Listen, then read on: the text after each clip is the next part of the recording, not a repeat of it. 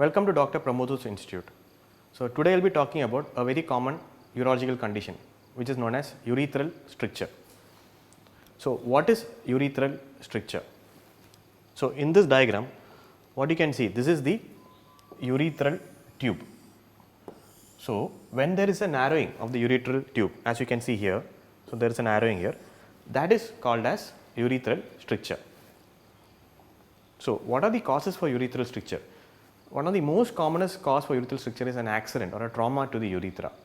The other causes include any catheterization attempts, any damage to the urethra which are caused by a scopy or a cystoscope, recurrent urinary tract infections. So what are the complaints that a patient will present with?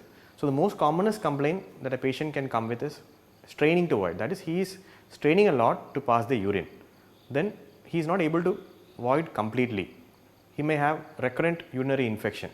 Sometimes he may even complain of pain while voiding. So how do you diagnose this? So whenever you go to a hospital, especially a urology center, so they have different set of tests that you can do to diagnose this. One of the commonest tests done to diagnose this condition is a uroflowmetry, wherein you are asked to stand and void into a machine. So when you void into this machine, it will form a graph. So based on this graph, you can say whether you have a stricture or not. The second commonly done test is an X-ray. So in this X-ray, what we do is we inject a contrast through the urethral opening into the urethra. So as you can see here, the contrast is going smoothly till this point, but at this point there is a narrowing. So that is one more way of knowing whether there is a stricture or not. The next commonly done test is a cystoscopy, that is we put a light source instrument into the urethra and we can see directly whether there is a narrowing of the urethra or not. So how do you treat it? So the first question people ask is, why do you need to treat a urethral stricture? Since the patient is voiding, I don't need to treat, right? But the thing is, one of the problem with urethral stricture is it progresses as the time goes further. So initially you'll be able to void a little bit, but as you go further and further, you will go in for not able to void at all and you may go for retention, wherein you may have to put a suprapubic catheter. The second thing is, since you are straining to void very regularly, this can cause strain to your kidney, which can result in kidney failure.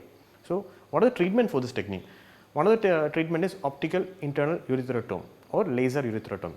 So here what we do is we put a scope through the urethra and we cut the stricture with a blade, knife or laser, so that you can see that here it is very narrow. Now after the procedure it is wide open.